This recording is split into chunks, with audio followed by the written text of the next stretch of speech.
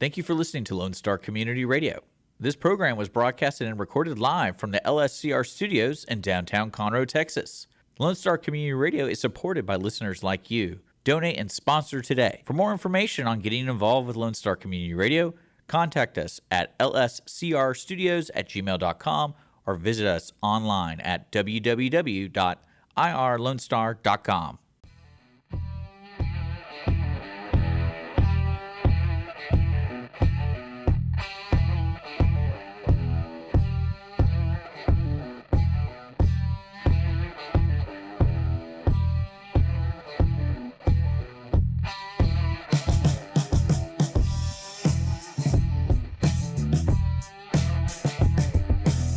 You can go.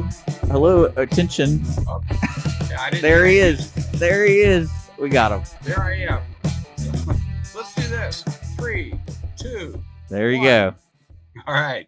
Thank you for taking time today to cruise in for Car Club Talk with Robert, Randy, and Dana. And welcome to our home, the Lone Star Community Radio Studios, housed here in Conroe Tower and in the county where the official flag of the Lone Star State was born. I'm Randy Weldon, along with Robert Helmer and Dana Pritchard, and sequestered back in the sound room / safe booth is our sound engineer. I shouldn't say it's the sound booth / safe room is our sound engineer and producer, Dick Schischler. We are broadcasting from the Lone Star Community Radio Studios on 104.5 and 106.1 FM and streaming worldwide on irlonestar.com, YouTube, and Facebook. I'm Randy Weldon. We've got Robert Helmer there in the studio. And where's Dana today, Robert? I don't know. Another question is, where are you? I'm in Seattle, I don't Washington. think you're broadcasting right now from the Conroe Tower. I'm not in the Conroe Tower. I'm in Linwood, Washington, just north of Seattle. Okay. Everybody will probably hate me for this, but I woke up in a 55-degree temperature this morning. Felt great to me. Yeah. Not much of that 100-degree stuff down there. And you're working up there, right? Putting in servers. Yeah, putting in the server that'll create the channel guide on the televisions. Yeah, great, exciting stuff. This has been an interesting week. It's been the biggest challenge we've ever had because it's a long story, but everything's in the wrong end of the building. Okay. And no car scenes up there yet? Anything you noticed? Well, it's interesting. Neil has noticed, I've been driving around, but Neil has noticed that there's a lot of classic cars up here. And he's noticing all these 442s driving around, all these different Oldsmobiles. But the 442s, apparently there's quite a few of them up here. Huh, must be he like keeps an pointing them out. I keep Oldsmobile club or something. Do what? Like an Oldsmobile club or something. Something up here. I have to check in with some folks. Yeah. I know they've got a big Mustang club up here. Oh, okay. And in a couple of weeks, the NHRA drag races are coming to town as well. Okay. Yeah. So, hey, I've got some stories, some rental cars in the last couple of weeks. But before we get to that, you got stuck on the freeway this afternoon from what I heard. Well, yeah, we had called me in a little bit of a panic. What was that about? I have no idea other than one woman that would not move and had to host police force out there blocking the road on both sides of the 45, both sides. The funny thing is that I looked on Facebook after you called me, and I see this post from KHOU television talking about some lady sitting in a lawn chair in the middle of Interstate 45 with a pistol, and they had a police standoff with her. Yeah. And that's what you got caught in on the freeway. Yeah, I didn't know if we were going to make it to the studio or not, but we're here. So let me get with the opening on this segment of Cruisin Car Club Talk. On today's show, we have Ryan, and I'm going to ask him how to pronounce his last name. It's a Cajun. Aillet, something like that. We'll ask him when he gets in here. And we're going to talk about Mustang Week and his Pro Touring 1965 Mustang that's got a Coyote motor in it. I don't know if you saw it at Mustang Week. I didn't get around Mustang Week as much as I'd like to. Well, he's got the Pro Touring 1965 Mustang, and he won the spectacular drag competition at HMP while at Mustang Week, and he's a very popular YouTuber. So he's got a lot of videos out there right now, and he's also being sponsored by Edelbrock.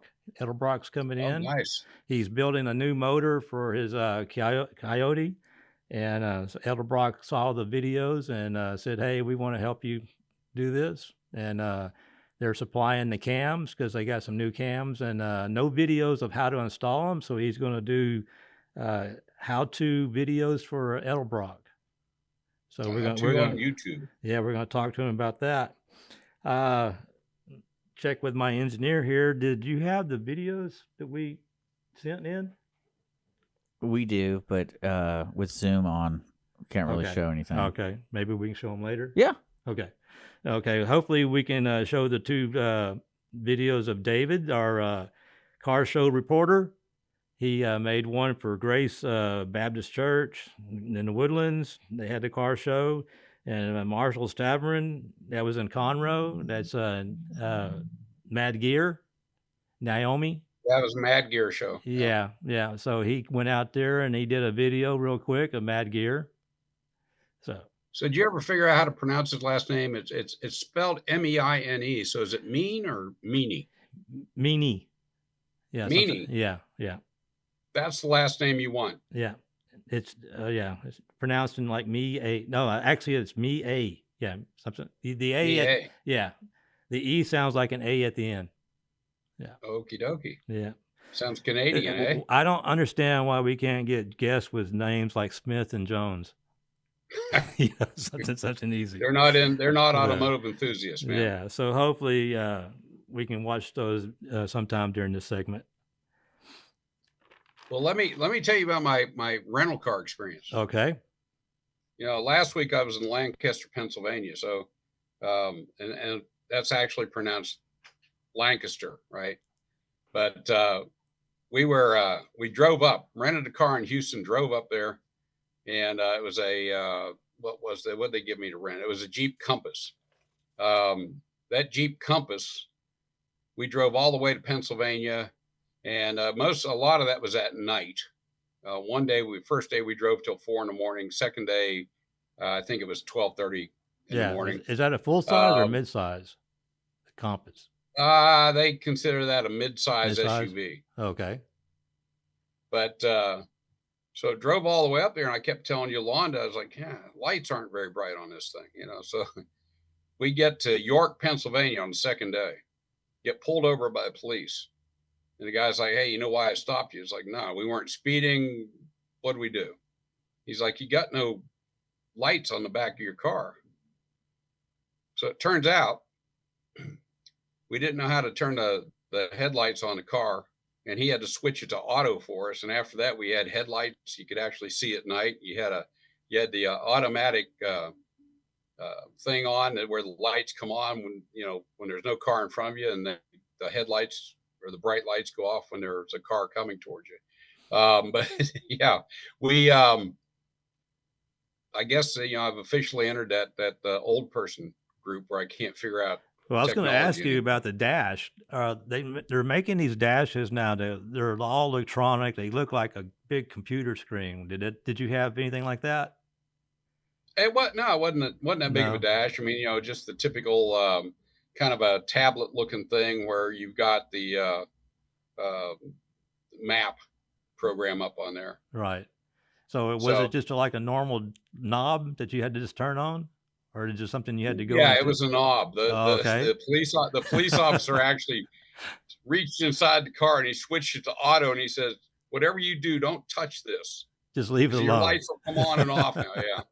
So that was last week. This week, we get in, and I don't remember what time it was. Neil just walked into the room here, but Neil was with me, and he's about 40 years old, so he's used to this stuff. But this little car, I hit the button, right, to turn it on. It's a Toyota Camry, and it's like I can't hear anything, so I'm hitting the button multiple times, on, off, on, off, on, off. Neil finally says, "You don't understand this eco operation very well, do you?" So this thing turns out it's a hybrid. Yeah. and all you do is hit it, and it's got this little whirring sound. It sounded to me like a electronic fuel pump, Okay. but it was actually turned on. So you don't have to let it warm up or anything. You just put it in gear and it goes. All right. So I'm feeling stupid, but I'm getting there. Okay. I'm Well, Randy, learning we're this going to stuff. take a break right now, and we're going to bring in our first guest. Oh, so we need an outro at this point. Yes, Robert? we do. Okay. This is Cruisin' Car Club Talk on Lone Star 104.5 and 106.1 FM, or for those of you who may have traveled or wandered outside the listening area, which is where I'm at right now. Right. We can be streamed around the globe on irlonestar.com/CCCT to get directly to our show on YouTube or on Facebook. And we'll be right back with our next guest, our first guest. Every Friday, tune into Texas Ticket on Conroe's 104.5 and 106.1 FM with Armando Nino of Gull Lake Conroe, focusing on Montgomery County area events and places. Get a feel of the Texas spirit at the event, paired with guest and vendor interviews, event coverage, and ticket giveaways, and so much more. Join us Fridays and punch your Texas ticket. For more information on the show, visit irlonestar.com/Texas Ticket.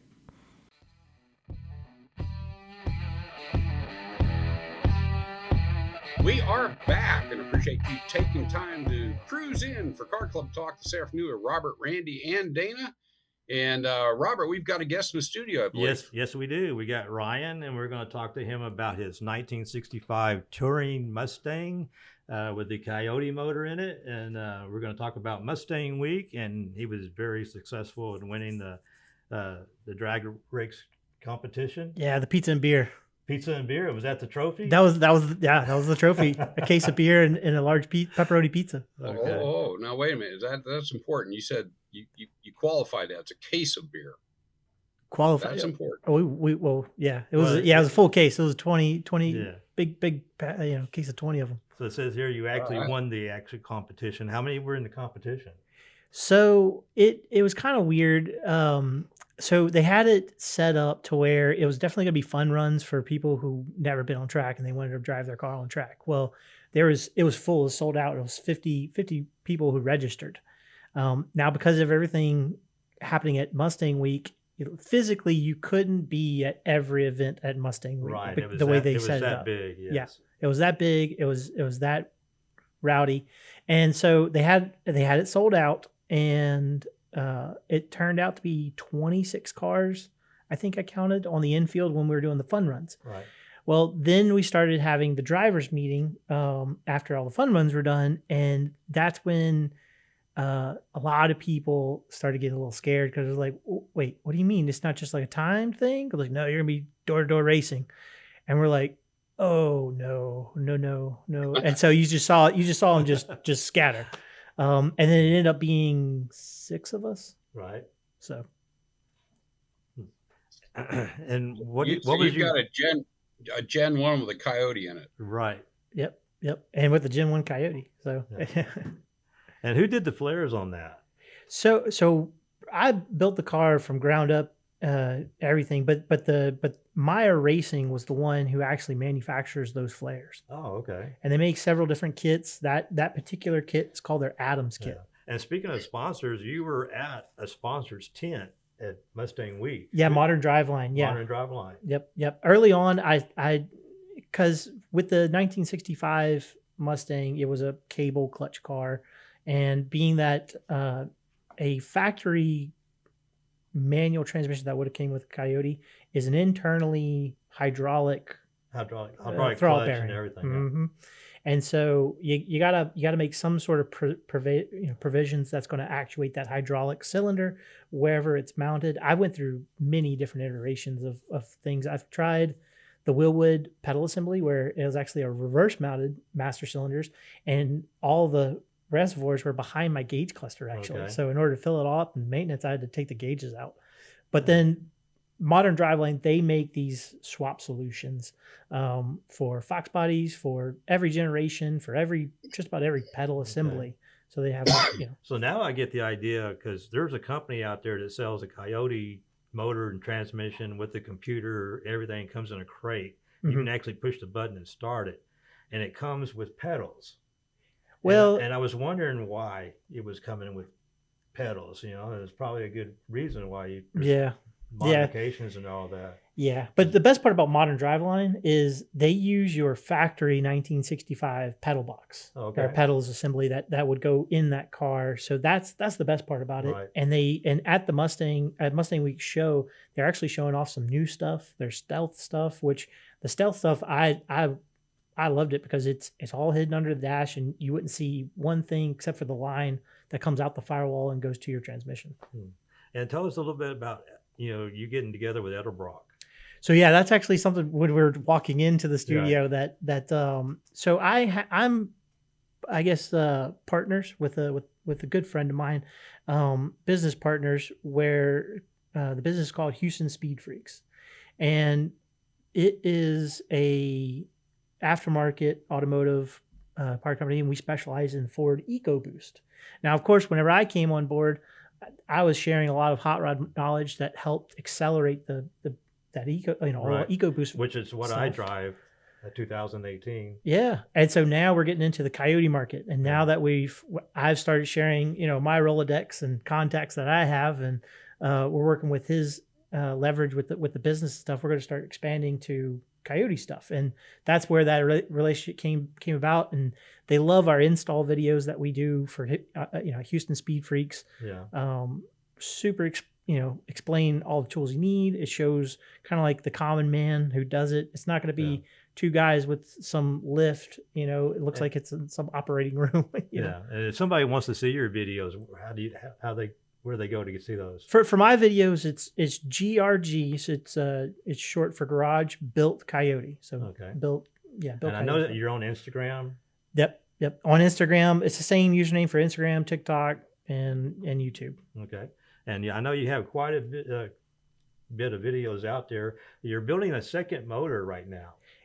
Yep. So that was actually a fun thing because I bought it off Facebook Marketplace for $900. So whoever's got the myth that Coyote Mustang engines cost so much, that's not true. So this one was a hell of a deal because I found that it was from a shop. It was from an F-150.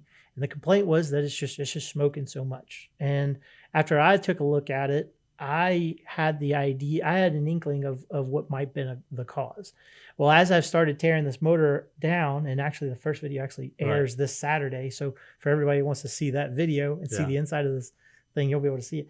I think it was like a lack of maintenance, and they had an issue with their PCV.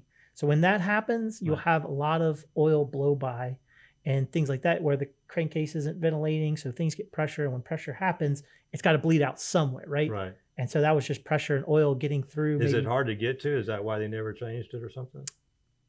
It's one of those things where maybe maintenance wasn't the highest on that guy's list. You saw the truck; it looked like it was a work truck kind of thing. So they're just driving it, and that's it. Put gas in it and go. He took the 15,000 mile interval number on the side of the bottle serious. Yeah, I seen one video. It looked like you had like a valve, what I call a valve keeper. It's because you have like a valve stem and you got two keepers on each end. Right. And it goes into the groove, and then you release the spring, and it keeps the valve there.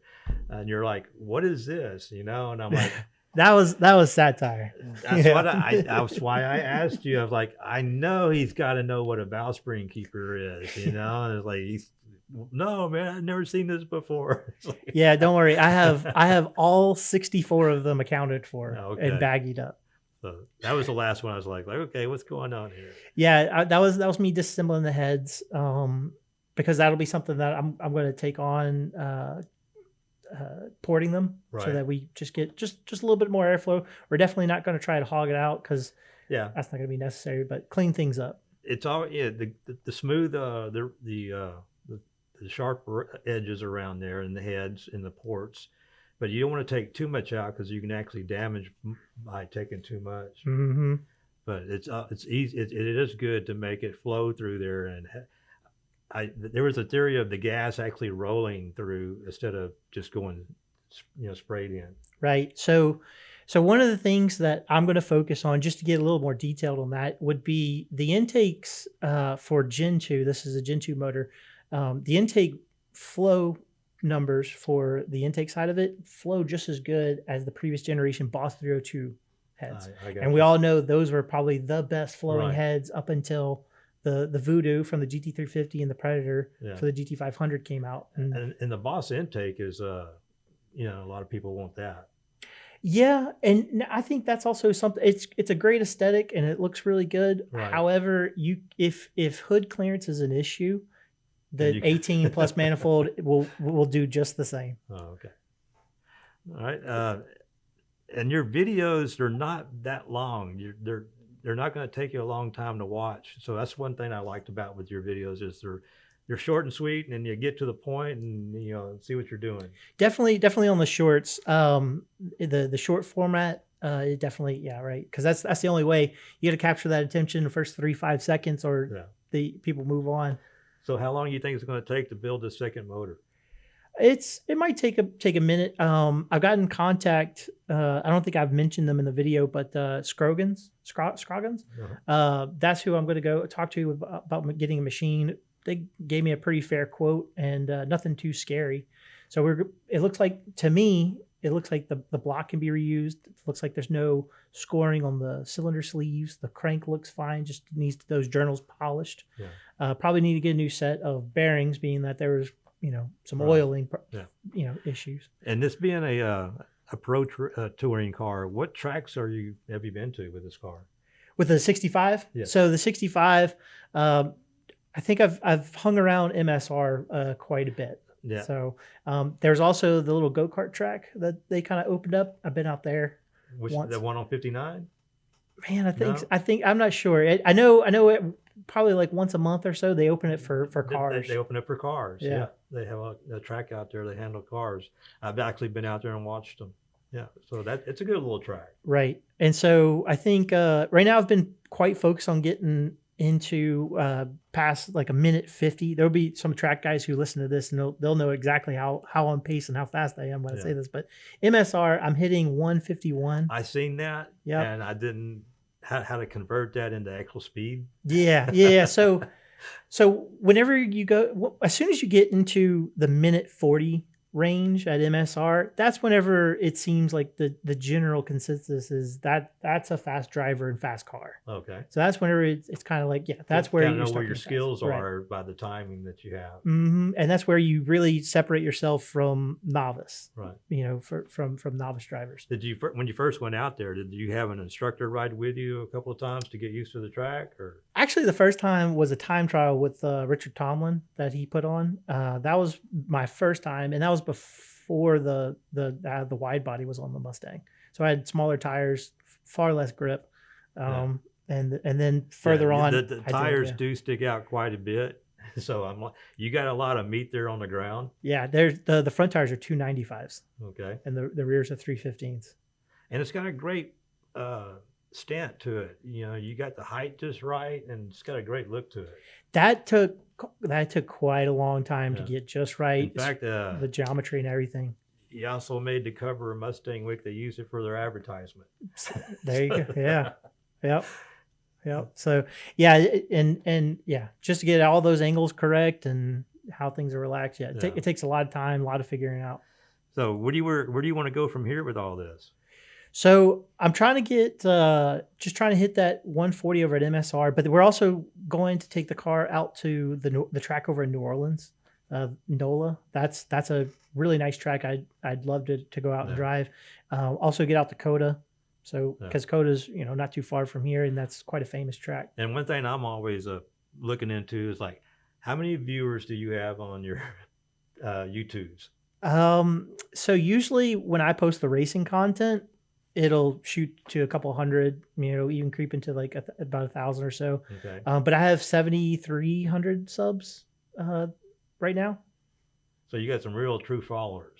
Yeah, and there's always that core set of people that you always see in the notifications who are always commenting, always interacting with you. That's good. Yeah. So what's the future events for you?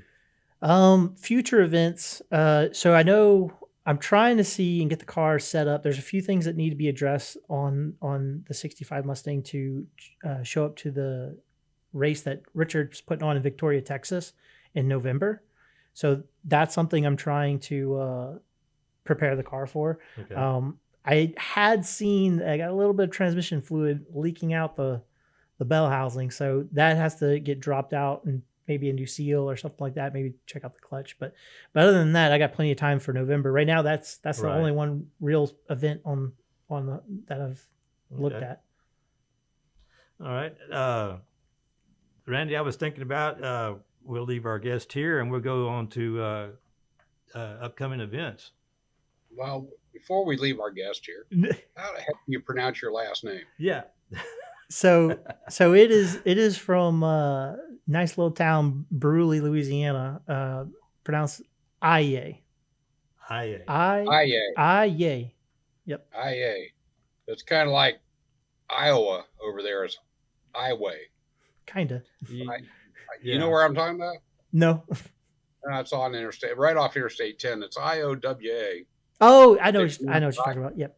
Yeah, pronounce it Iowa. Iowa. And Yep. you're Aillet. Aillet. I can remember that one, man. Usually the T throws people off. Yeah. Oh, it does. Yeah. Yeah. How do people get in touch with you? What's the best way to get in touch with you? I'm pretty responsive on Facebook or Instagram. So if anybody needed to message or had questions about coyote swap stuff, I'm pretty responsive. Yeah, he was pretty quick when I asked him if he wanted to come on the show, and it's like a few minutes later, he's like, "Yeah." So they just go to GRGbuiltcoyote. Yes, sir. And on Facebook or on YouTube or on Facebook, YouTube, TikTok, Instagram. Yep. All right, you do all those. Yeah. You're gonna have to show us how. Robert and I are still struggling just with Facebook. Yeah. Hey, man, as long as you guys are willing to adapt, that's what it's all about. But we're willing to adapt. We're just slow to adapt. That's all. Yeah. So, time wise. Ryan, we appreciate you coming in, man. Oh yeah, It's definitely. nice to meet you on camera here. I look forward to meeting you in person. Right. Yeah. I'll be out at car shows. And speaking of car shows, let's start announcing some of them. Well, okay. Do you want to do the outro and? Let's go ahead and do the You do it, man. Take a station break. This is CruisinCarClubTalk.com with Robert and Randy and Dana, and we will be back in a few minutes, and we'll be coming back with current events. Car enthusiasts of Conroe, FM 104.5 and 106.1 Lone Star Community Radio invites you to shift into gear every Monday from 1 to 2 with Cruisin' Car Club Talk with Robert and Randy for news on all things automotive in the greater Houston-Conroe area. Can't make a live show? We've got you covered. You can find all of our uncut content, including full episodes on Spotify, iTunes, Play Store, YouTube, Facebook, and irlonestar.com. Again, that's Mondays 1 to 2, Cruisin' Car Club Talk with Robert and Randy. See you there.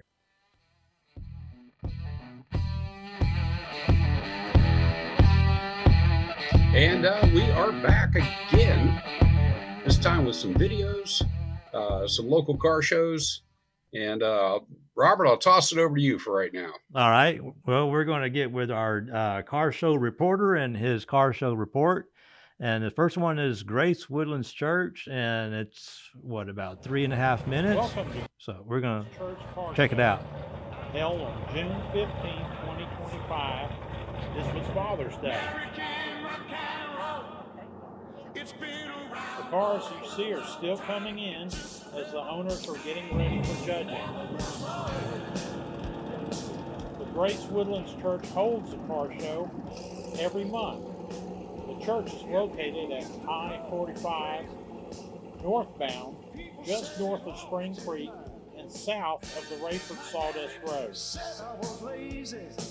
My mama said the boy will be just fine. Thank you, mama. Something had a hold on me that wouldn't let go. That's a lot of palm trees. It found my heart. Well, some last minute polishing of the car, getting ready for the judging. American rock and roll. Yeah. American rock and roll. I lost my heart, but I found my soul. Yes, I did. As you're about to see, they also had a live band. It's been a long, lonely winter. Little darling, it feels like years eternity. It comes outside,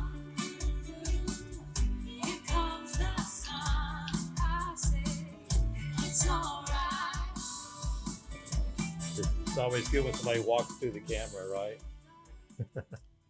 It was hot, but they had plenty of shade and they had air conditioning indoor inside the church.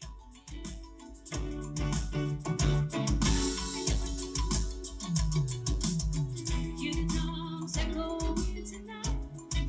She is only whispers of some quiet conversation. She's coming in 12:35. The moonlit wings reflect the stars that guide you towards salvation. I stopped a moment along the way. Have you ever been there? I've never been to this show either. No. Yeah. It's right near the house, too. Yeah, they've been doing this for quite a while. It's definitely not far Yeah. from There are me. most of the cars at the car show. You'll notice the quality of the cars was really impressive.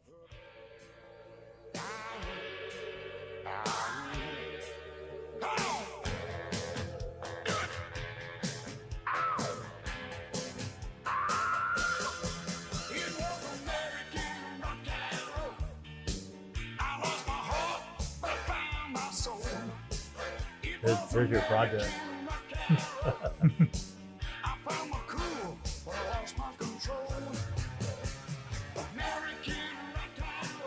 Sounds a bit like this here. You'd walk American rock and roll. I like it. Look here. Just like that. You'd walk American. Seeing those body spots seem to be quite popular. There's a Gen 1 Mustang. Set up for four-wheeling. Way down in Louisiana coast of New Orleans. Here is a very rare 1935 Duesenberg. There were only one of 7 made. Please visit Lone Star Community Radio, broadcasting Mondays at 1 o'clock. All right, thank you, David, for that one. And we're going to try one more at Marshall's Tavern in Conroe. It was on the 14th. And this was hosted. First annual Marshall's Tavern Car Show, hosted on June 14, 2025, located at 1717 North Fraser Street in Conroe, Texas. Texas Radio 1 disc jockeys were broadcasting live at the event. And you're going to see a little bit different type of cars here. Yeah, just a little bit. In Fraser Street, in the greatest city in Texas, Conroe. Right here, people. The organizer was Naomi of Mad Gear. If you've been around Conroe a long time, you know where it's at. This old fucking My draw hit was a character. Yeah, we saw that truck laid out on the ground They'll come out in and the see beginning of the this video. car show is pretty awesome. Stacking up the parking lot's really good now. And the weather is absolutely beautiful today out here in Conroe because this is God's country, y'all. That's all I got to say. That's right. Because it's Conroe. This is Conroe, Texas. God's country. Yeah. All right, so we're going to play right now one of our buddies. This is the Game Choke. I Can't Dance. It was hot that day for sure, but it was not raining as reported by the weather forecasters. In fact, it didn't rain at all. Road, my friend, was gonna keep you free and clean.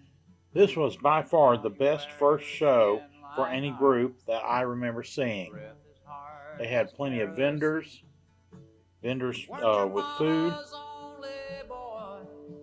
and Marshall's was serving food and crawfish. She began to cry when you said goodbye. Sank into There was roughly 40 cars or more. This is not all the cars that were at the show, but this represents a few of them and shows the general quality of the cars that came to the show. Irregardless of the threat of rain, it was a really good turnout. Pancho met his match, you know. Nice little coupe. On the deserts down in Mexico.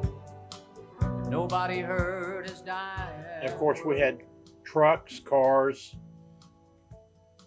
lowriders, or what you call slams. All different kinds of cars showed up. All the federalists say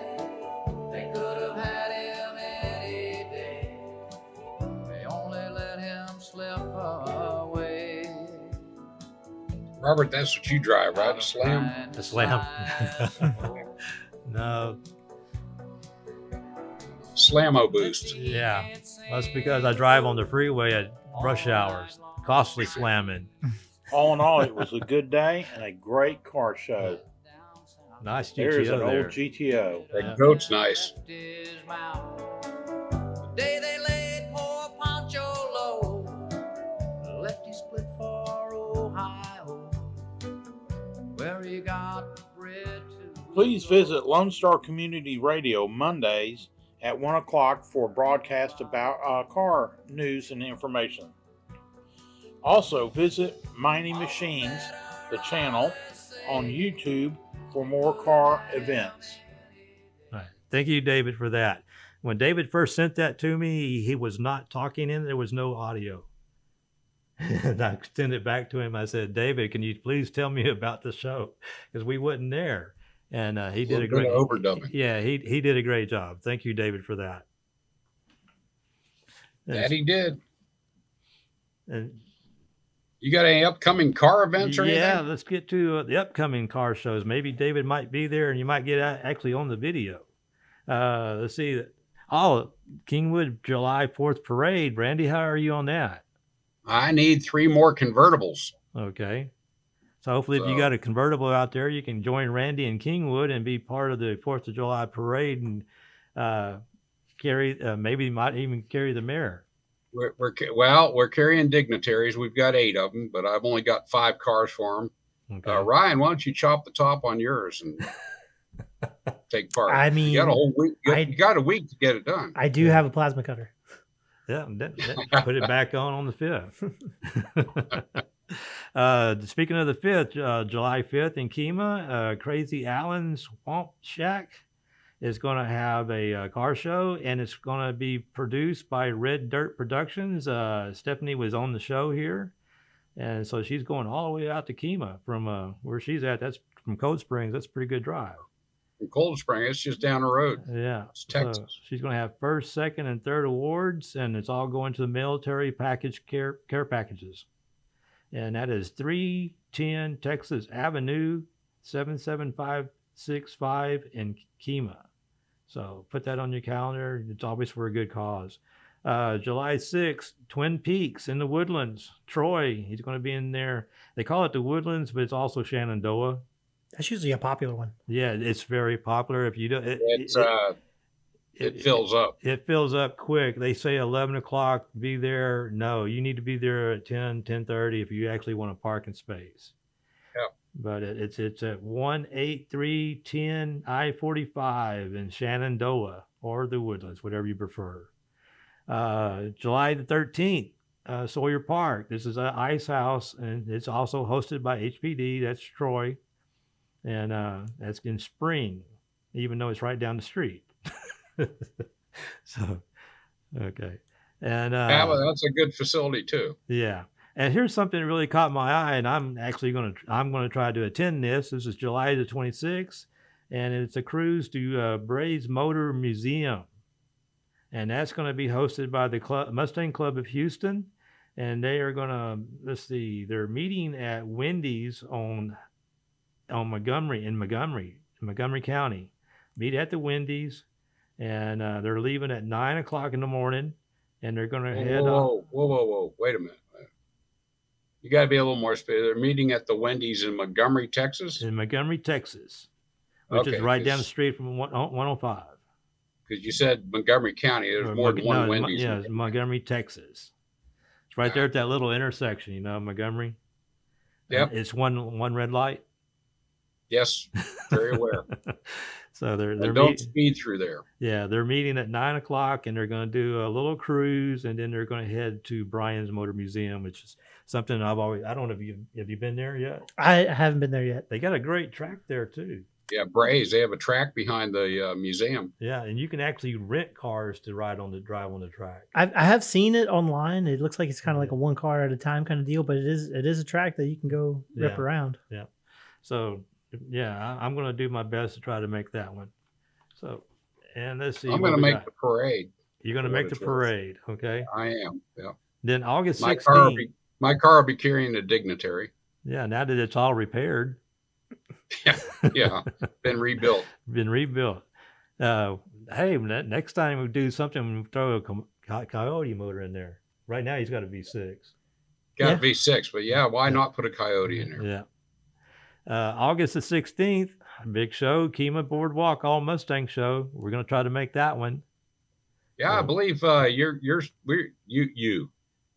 supposed to be broadcasting out there, right? We are supposed to be, so let's keep our fingers crossed. Yeah, for no rain. Yeah, no rain, and hopefully we can get there without I-45 being shut down. Well, nobody sits in a lawn chair. Nobody sitting in a lawn chair, yeah, trying to get Jim Adler out there. Yeah. And then Texas Elite. This is a good show, and I think last time Steve Green put a notice out that it was full, but I think they have opened it up for more cars. So the Texas This is at Elite NRG? at NRG Park is going to be July the 26th and the 27th. I've noticed now since they moved it from George R. Brown when it was at, when they were doing the Autorama, that was like 5 days. Now they're at the Texas Elite and it's only 2 days. So the show's a lot shorter now. But it's still a great show. He brings in quality cars all across Texas. So always something to go see right there. And 2 days because people got other stuff to do. Yeah. Let's see. What do you know so far about the Saline Club Nationals in Round Rock? What's going on? That's the 23rd through the 27th. July 23rd? Yeah. Yep. It's at the Kalahari Resort. I do know Steve Saline will be there. Liz will be there. Molly will be there. So they, it's a national. They've got people coming in from all over the country. It's also, they've invited a bunch of movie cars and they thought, well, we'll only get 1 or 2. And they've actually got quite a few of those lined up. Yeah. So I always loved the police Saline car. Yeah. Yes. The Transformer. That's what it was. Yeah. So well, they've got, they don't just, it's a multi-day event. So they do cruises. They've got a night for bowling at some underwater bowling alley thing that's located in Austin, Texas. Of course, then there's the car show in the middle of July in Texas. Sounds like a lot of fun because of the heat, but the most important thing there is it's indoors. Oh yeah, that's right. It's an indoor car. Yep. Yep. And guess who will be there? Actually, Robert, you'll be there, right, with your Saline? I was just talking to Joe Mills, and I said it might be on the weekend. I don't know if I'm going to get there because it starts on a Wednesday or something like that. It does, but at least make it for the car show, and right. We'll be doing music and announcing over there, so we'll maybe record a little get segment there late for this, Friday and be there Saturday and Sunday. Yeah, you're good. Yeah. We'll if you get there, we'll record a little segment for the podcast here. Okay, sounds like a good deal. All right. You know any other ones? No, that's I know right now up in Cincinnati they've got the MCA National going on. So Vernon Wilhelm's up there, Tracy Templer's up there. Okay. Can't remember who all else is up there, but I know those two are there. Yeah. Speaking of the Mustang Club of America board members, that's that's Tracy. Tracy's still on the board, right? Tracy's on the board. I haven't heard the results of the election. The results are everybody that was running won. They had 12 positions open, only 9 people ran. So guess who's on the board? Those so 9 that means you're one of them. I'm safe too. So I didn't have to compete. Yeah, unfortunately, Robert, we didn't get you voted off the island this time. All right. We only got a couple of recalls here. Ford is recalling 2,345 F-Series Super Duty trucks, the 2025 models, due to brake booster. So push rod issue affecting let's see. And they always tell you they will fix it at no cost. But there's a potential for the brake booster to go out and not have any brakes. So they're telling you do not drive the car other than just to get it to the dealership right now. Which vehicle is that on? That is the Ford F-Series Super Duty trucks. So the big diesel. Oh, those yeah. would be the Is that a diesel? Yeah, when it Super Duty's the F-250s and the bigger. Okay. Yep. So yeah, that's not good. What else you got as a recall? Let's see. Well, I know the Maverick. Let's see. They had been hit with several recalls. They didn't list them all. I think one of them was a backup camera. I know that was an issue. Doesn't Dick Schischler drive a Maverick? Yes, he does. And they're pretty handy trucks because they're nice and tiny. And the real popular one is the 2-liter one that's also got the hybrid, so it's all-wheel drive. And that's pretty good engine. No, yeah. So the 2-liter, that's a pretty proven engine with Ford. So there's not too many issues with them. Pretty reliable. And then it's in a nice little package with a truck bed and back seat. Yeah, I mean it's the right. It's kind of like the right size, right? Mm-hmm. It actually is. Yes. Yeah, I can tell you the Expedition's been recalled. Do you know what the problem with this? No. Yeah, so I rented one of those to go to Utah and then come back, and I actually rented it for a month. But I get all the way to Utah and wake up and turn TV on in a hotel, and Good Morning America. It's like the Expedition's been recalled. I'm like, well, that's great. I'm a couple thousand miles away from the rental place, which we could have turned it in, but I'm like, this vehicle has 40,000 miles on it. It's probably safe. I get all the way back through Houston up to Wisconsin. I'm in Milwaukee. They call me. We need you to take the truck in. We need you to trade it. So I take it to an enterprise place, and they want to give me a minivan. I was like, nope, ain't happening. So I ended up driving all the way back through Minneapolis, Council Bluffs, Iowa, Dallas, Texas, San Antonio, back to Houston.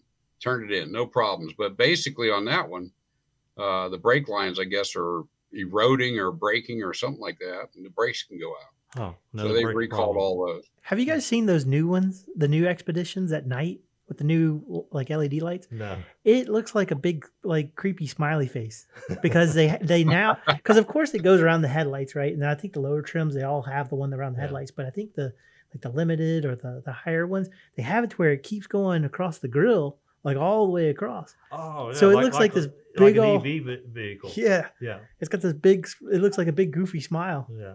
And the reason why I was asking you about the dash on the vehicle that you were driving, Randy, was I saw the review on the Cadillac Escalade, and they showed the interior. Now, this Escalade now is going for $125,000. I'm not surprised. Yeah. And they're like, oh, look at the interior and the leather and the stitching. And I'm like, dude, $125,000, I'm not really impressed with stitching and the leather and all that. But the dash was all electronic, and it went all the way across. Yeah, it's a big screen that goes from driver's side to passenger side. And I just thought, that's what they're going to. They're not seeing the old manual gauges anymore. You're just seeing this. No, but it needs to go to that. It really, we've got that capability now. Yeah, and you can segment that screen. And I know, Randy, you're not into nostalgia. You want to keep moving forward, I'm a technology guy. What can I say? Yeah. So that was the other thing I noticed about was the dashes are going to that, and in a lot of cars. It wasn't just the Cadillac Escalade. It's a lot of them now. And speaking of the large Compass I had. Yeah, the larger SUVs, they were doing a review on 3 of them, and all of them were over 125,000. So it's like, okay, we'll stick with a smaller SUV. Yeah. I'll be buying the used vehicles. Yeah. Okay, Randy. Well, that's what I have for the upcoming events and recalls. So you're saying they have an Expedition over 100,000? Do what? They have an Expedition over 100,000? Yeah. Wow. Yeah. Probably built by Shelby. That's what Dodge, when they got through. Because they have the Wagoneer, I think that's their nice luxury. But they also stopped building the Ram for a while, the lower end Ram. Yeah. Because they wanted to sell the Raptors and stuff like, higher end trucks. Or the TRX. Yep. You know what? I think Dodge is also kind of missing a huge market because you know how the F-150, single cab, short wheelbase, and they go put a Whipple on it and it's, fast as heck.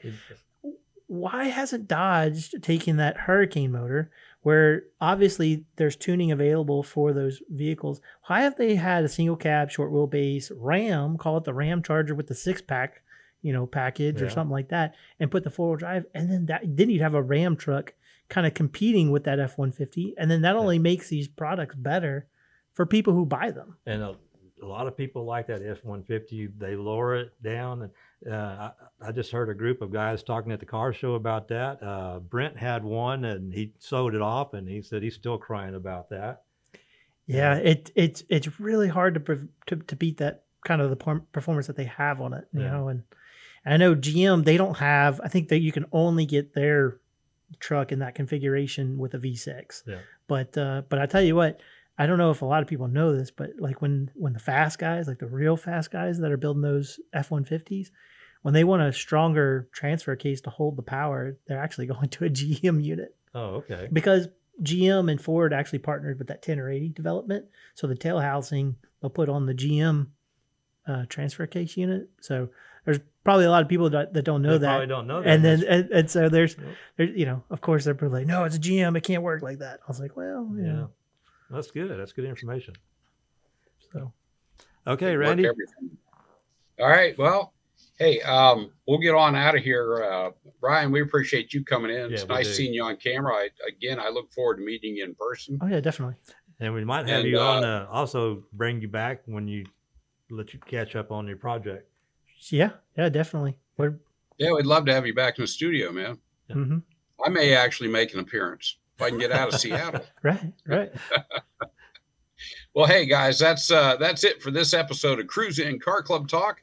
I'm Randy Weldon. That's Robert Helmer. And we're missing Dana Pritchard today, but locked up back there in the safe room / sound booth is our sound engineer and producer, Dick Schischler.